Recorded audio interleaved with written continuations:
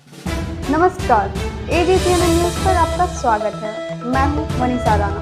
प्रस्तुत है आज का मुख्य समाचार। वक्फ कानून की वैधता पर सुप्रीम कोर्ट में सुनवाई, सरकार को जवाब दाखिल करने के लिए 7 दिन की मोहलत।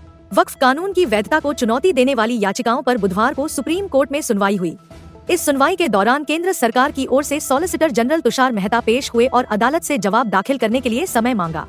अदालत ने सरकार को 7 दिन का समय देते हुए स्पष्ट किया कि तब तक वक्फ बाय डीड और वक्फ बाय यूजर को गैरअधिसूचित नहीं किया जाएगा। मुख्य न्यायाधीश संजीव खन्ना की अध्यक्षता वाली पीठ ने कहा कि कोर्ट किसी भी तरह का स्थायी या पूर्ण प्रतिबंध नहीं लगा रही है, लेकिन मौजूदा स्थिति में कोई बदलाव भी नहीं होना चाहिए। कोर्ट ने यह भी स्पष्ट किया कि इतने अधिक याचिकाओं पर विचार करना संभव नहीं है, इसलिए पहले चरण में केवल 5 याचिकाओं पर सुनवाई की जाएगी। सुनवाई के दौरान तुषार मेहता ने कहा कि सुप्रीम कोर्ट को अंतरिम आदेश जारी करने से पहले यह देखना चाहिए कि उसका असर क्या होगा। इस पर सीजेआई ने साफ कहा कि अदालत फिलहाल वक्फ एक्ट पर रोक नहीं लगा रही है, लेकिन मौजूदा स्थिति में किसी प्रकार का बदलाव नहीं होना चाहिए ताकि मामले पर निष्पक्ष रूप से विचार किया जा सके। सरकार ने यह आश्वासन दिया कि अगली सुनवाई तक न तो कोई नई अधिसूचना जारी की जाएगी और न ही 2025 के संशोधित अधिनियम के तहत कोई नई नियुक्ति होगी।